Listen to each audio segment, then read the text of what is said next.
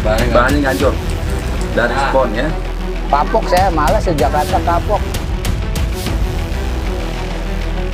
Usai mengaku mendapat intimidasi dari anggota Babinsa dan Babin Kamtibnas karena dituduh menjual es gabus menggunakan bahan spons, Sudrajat kini banjir dukungan.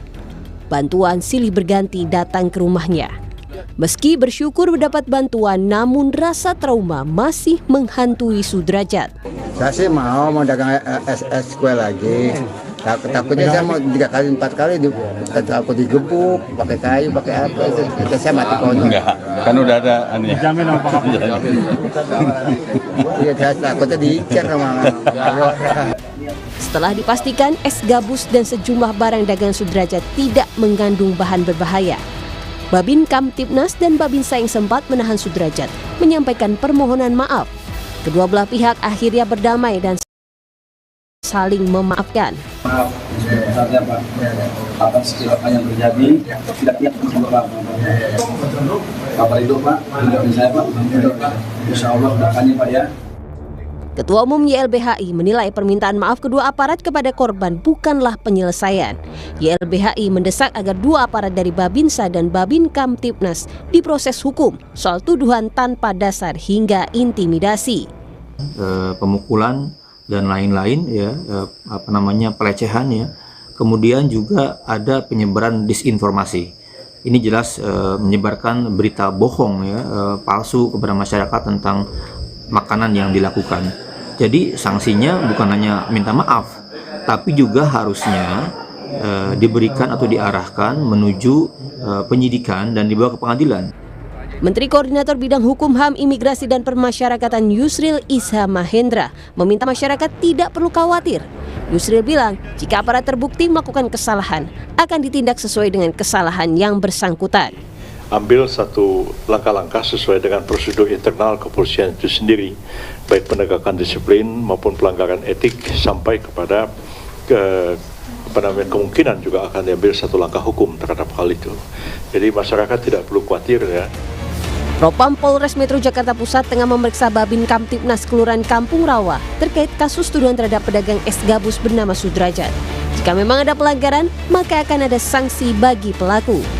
Tim Liputan Kompas TV. Saudara, dua aparat yang telah menuduh pedagang es gabus berjualan dengan bahan spons telah meminta maaf. Bagaimana kemudian sanksi yang pada dua aparat ini jika terbukti ada dilakukannya pelanggaran etik? Kita akan berdialog dengan Komjen Purnawirawan Susno Duaji, Kabar Reskrim Polri tahun 2008 hingga 2009. Selamat malam Pak Susno, apa kabar? Selamat malam Mbak Vina, selamat malam Mbak Valen, selamat malam para pemirsa sekalian, kabar baik? Kabar baik. Pak, ini dengan melihat tindakan aparat di lapangan yang menuduh pedagang es gabus, ini apakah ada pelanggaran SOP? Ya jelas itu ngawur gitu. Jadi tidak bisa menuduh orang langsung melakukan wah ini palsu, wah ini membahayakan.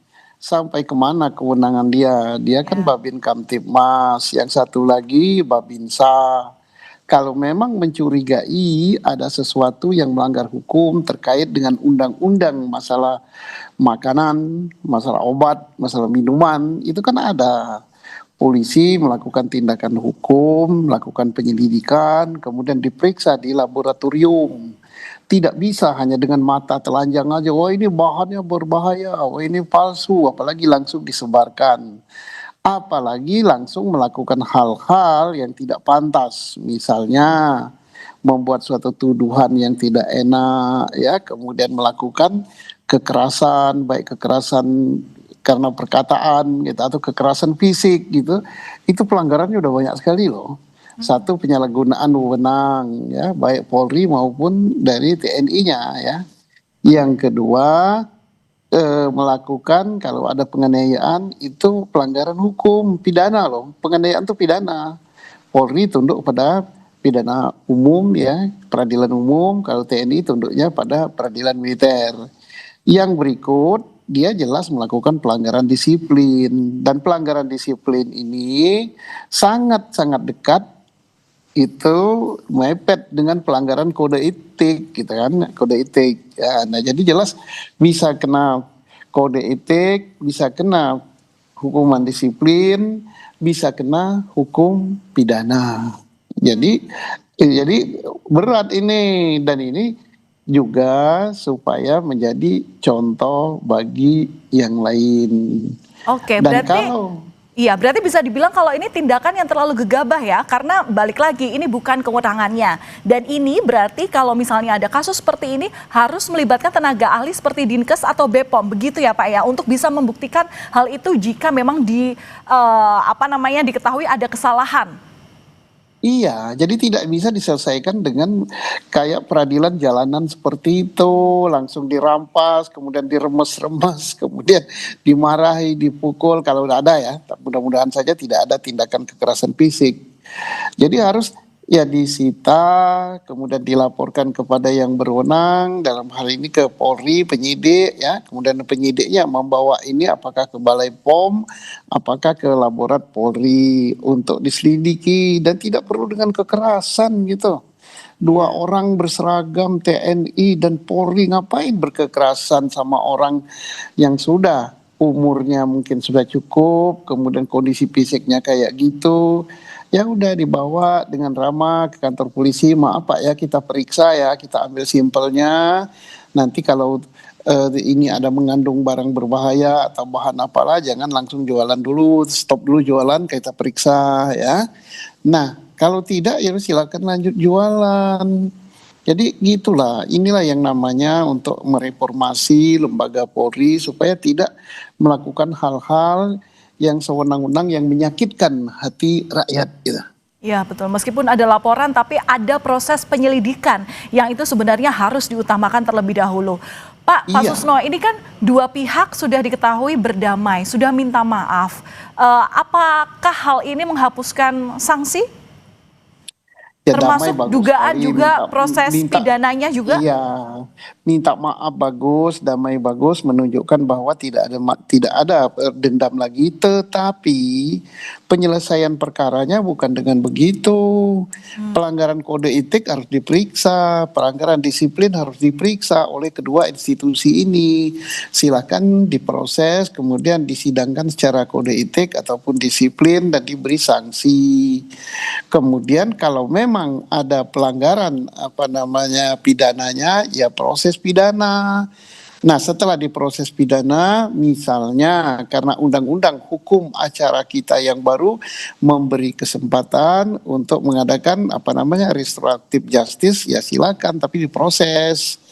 Nah, kalau si tukang S ini mau berdamai, itu bisa karena ada terbuka suatu jalur namanya RJ, Restoratif Justice. Tapi kalau tidak mau, maka penyelesaiannya harus di pengadilan.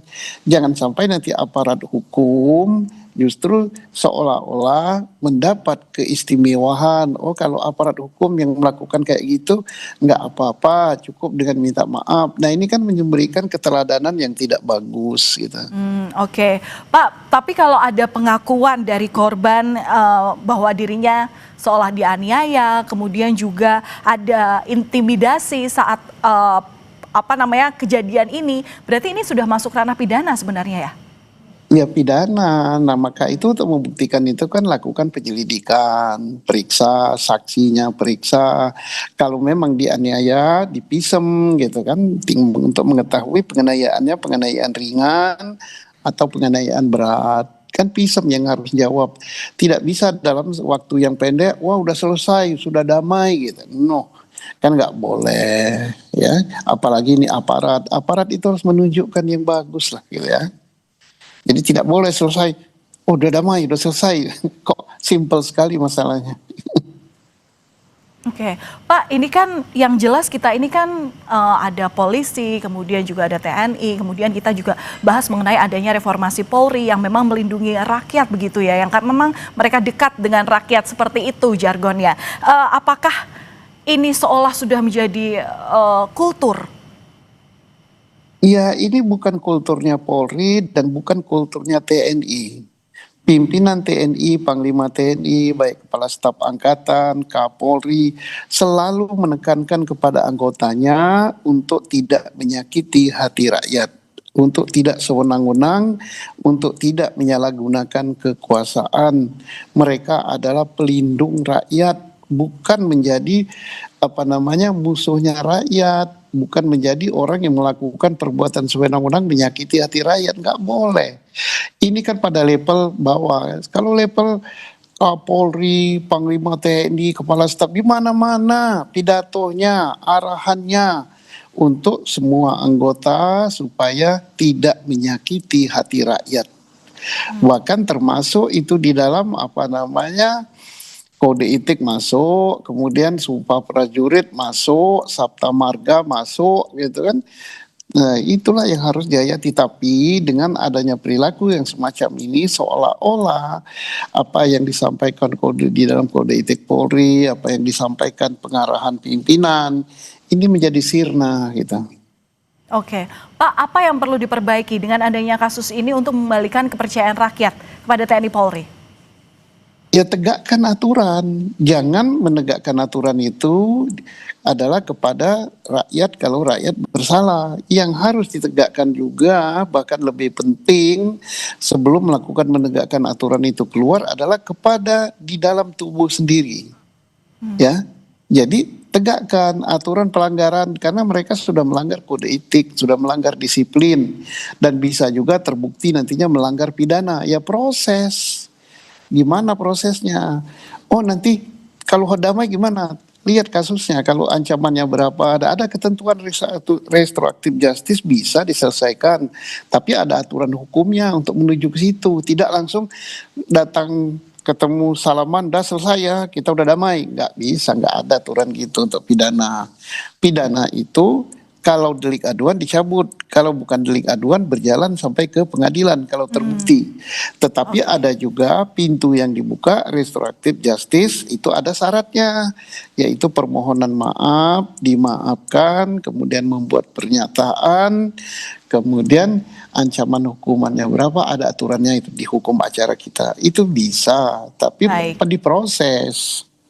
Baik, kita akan melihat bagaimana proses transparansi utamanya untuk menegakkan keadilan, lagi-lagi untuk bisa membuktikan dan mengembalikan kepercayaan dari masyarakat.